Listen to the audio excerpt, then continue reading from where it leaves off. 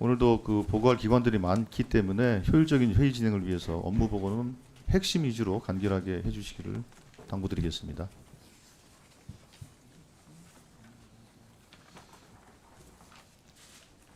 네, 기획조정실장입니다. 1조 기획예산처 일반 현황입니다. 기획예산처는 기획조정실, 미래전략기획실, 예산실 총 3개실로 구성되어 있으며 직제상 정원은 462명입니다. 올해 예산은 추경 기준 15.2조 원 규모로 복권기금 5.9조 원, 예비비 9조 원 등입니다. 2쪽입니다. 정부 출범 이후 주요 성과에 대해 보고드리겠습니다. 먼저 적극적 재정 운용을 통해 민생 안정과 경기 회복을 뒷받침하였습니다.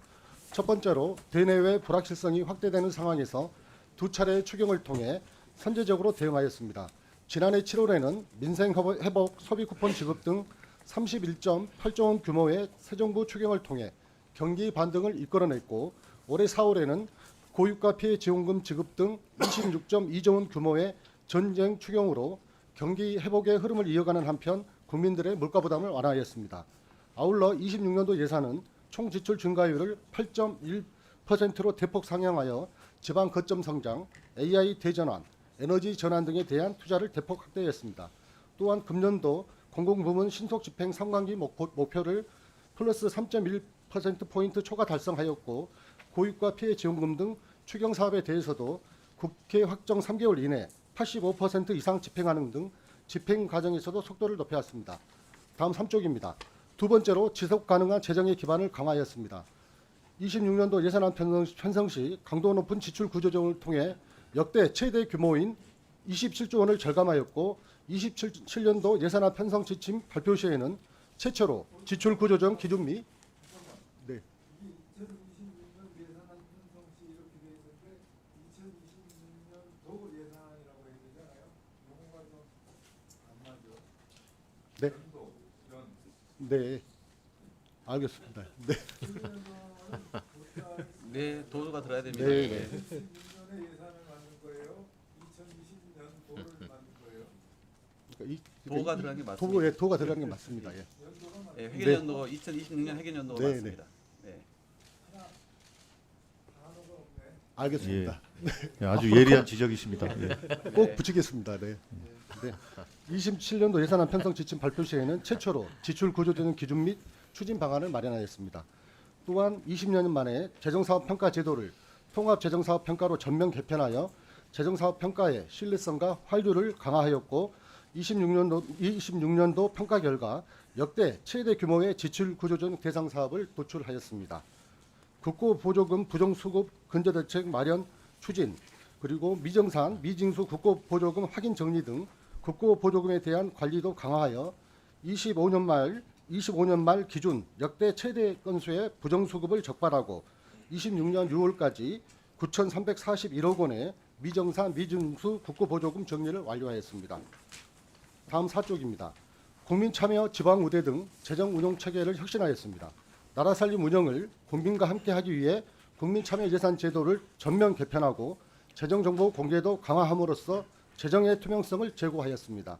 아울러 예산안 편성 과정에서도 시민단체 간담회와 타운홀 미팅 등을 개최하고 중앙지방재정전략협의회 신설, 찾아가는 예산협의회 개최 등을 통해 국민, 지방정부, 부처와의 소통을 대폭 확대하였습니다.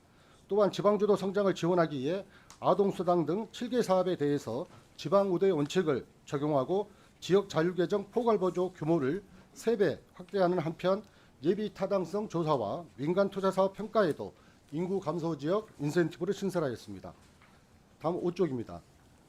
먼저 최근 대내의 여건을 살펴보면 추경 등 재정 정책, 전례 없는 수출 호조 등에 힘입어 경기 회복 흐름이 지속되고 있습니다. 이에 따라 올해와 내년도까지 세수도 크게 증가할 것으로 전망됩니다.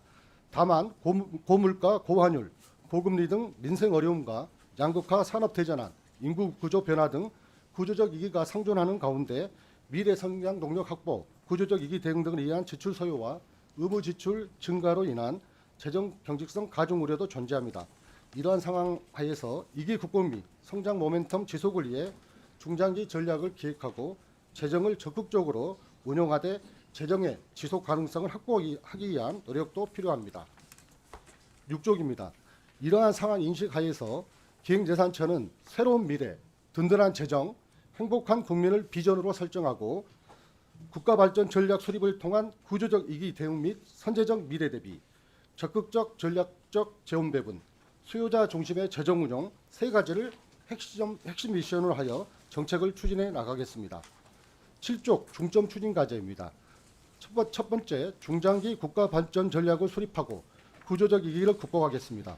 강국 100주년인 2045년을 목표 시기로 하여 대한민국 미래상과 목표를 포함하는 국가 발전 전략을 수립하겠습니다. 폭넓은 의견 수렴을 통해 주권자인 국민, 특히 미래 사회의 주역인 청년 등 다음 세대와 함께 미래를 설계하겠습니다. 또한 5년 단위의 국가재정 운용 계획과 단년도 예산에 반영하여 실행력 있는 살아있는 전략으로 수립하겠습니다.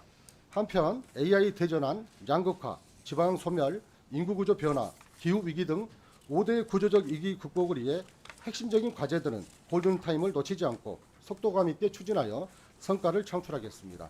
8쪽입니다. 두 번째, 적극적 전략적 재원 배분을 추진하겠습니다. 우리 경제의 대전환, 대도약을 뒷받침하고 국정 성과를 국민이 체감할 수 있도록 재정을 적극적으로 운용하겠습니다. 특히 초격차 산업 강국 도약과 국가균형 발전을 위한 대한민국 대도약 3대 메가 프로젝트를 총력 뒷받침하고 대규모 랜드마크 사업에도 과감히 투자하여 성장 잠재력을 확충하고 성장의 과실이 세대, 지역 계층 간 확산되도록 하겠습니다. 아울러 반대 조항으로 예상되는 추가 세수를 정집하여 청년 등 다음 세대 성장 엔진, 지방, 인재 등에 투자하는 미래 대응 기금을 신설하겠습니다. 9쪽입니다. 성역 없는 지출 구조조정도 시행하겠습니다.